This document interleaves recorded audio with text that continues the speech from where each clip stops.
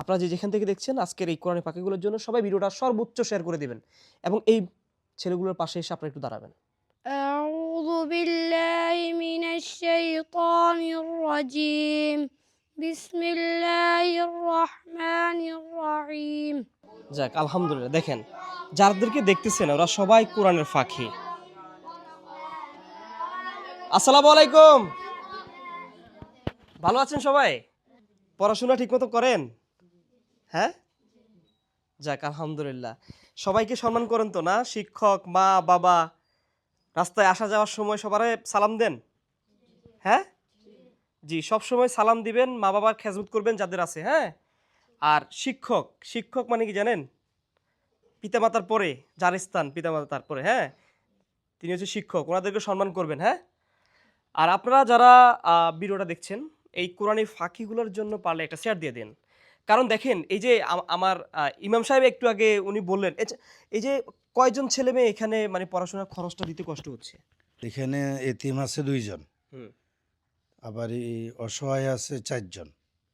আচ্ছা, এই ৪ জনের পড়াশোনার খরচটা চালাইতে কষ্ট হচ্ছে? জি। আচ্ছা, বুঝতে পারছি। ওরা কারা? দেখি একটু আমি কথা বলি। কে, কে? যেমন এই জোনায়েদ। জোনায়েদ না? সালাম আলাইকুম। ভালো আছেন আপনি? নাম কি আপনার? মা বাবা আছে? আছে না? পড়াশোনার খরচ চালাইতে কষ্ট হয়? হ্যাঁ? আর হচ্ছে আহ দেখেন বসে কোরআন পড়তেছে। আমাদের বাংলাদেশ ইসলামিক একটা দেশ। আমরা যেটাকে নিয়ে গর্ব করি। আর সেই কোরআনের ফাঁকিগুলো। এই যে অনেক ছেলে মেয়ে আছে যে টাকা পয়সার কারণে পড়াশোনা করতে পারে না। বসো। আর কে? আরাফাত। আচ্ছা। এই যে দেখেন এই বাচ্চাগুলো টাকা পয়সার কারণে অনেক সময় তোমার পরিবারে কে আছে? বাবা মা বাবা মা আছে? জি টাকা পয়সা করতে একটু সমস্যা হয় না? জি নাম কি তোমার? আরাফাত আরাফাত। আচ্ছা, যাই হোক এখানে অনেক বাচ্চা আছে পড়াশোনা করতেছে এবং অনেকেরই এতিম কে? কে? বাবা নাই না? তোমার কে আছে পরিবারে? মা আছে, বাবা নাই? একটা সন্তানের বাবা যখন না থাকে তখন সেই সন্তানটার পড়াশোনা ভরণ পোষণের কতটা কষ্ট হয় আসলে যারা বড় হয়েছেন তারা আমার থেকেও বেশি বুঝতে পারেন। আপনারা অনেক প্রবাসী ভাইয়েরা আছেন আমাকে বলেছেন যে এরকম এতিম বাচ্চাদের খরচ আমি নিতে চাই। যাদের বাবা নাই, মা নাই, পড়াশোনা করতে কষ্ট হচ্ছে। আমি আজকে তাদের উদ্দেশ্যে বলবো এই কোরআন এই ফাঁকিগুলোর জন্য পারলে আপনারা একটু পাশে এসে দাঁড়ান। আপনারা এই যেন ওরা কোরআন শিক্ষাটা নিতে পারে। আমরা জন্ম এবং মৃত্যু নেওয়ার প্রথম এবং শেষ মুহূর্তে কিন্তু ওদের হাতেই থাকে। পারলে এদের পাশে এসে দাঁড়ান, ওদেরকে একটু পড়াশোনার ব্যবস্থাটা আপনারা একটু কইরা দিয়েন যারা আছেন। এবং এই যে আরেকটা ছেলে আছে ওইখানে, ভালো আছো? আলহামদুলিল্লাহ তোমার নাম কি? মোহাম্মদ আবু বকর সিদ্দিক কে আছে তোমার পরিবারে? আম্মু আম্মু আছে, বাবা নাই? কোরআন পড়তে পারো তো না? জি হ্যাঁ? জি কোরআন পড়ে শোনাতে পারবা? হ্যাঁ? পারবে একটু? আচ্ছা, আর যারা ভিডিওটি দেখছেন আমাদের কোরআনের ফাঁকি আজকে আপনাদেরকে একটু কোরআন তেলাওয়াত করে শোনাবে। আচ্ছা, একটু শোনাও তো।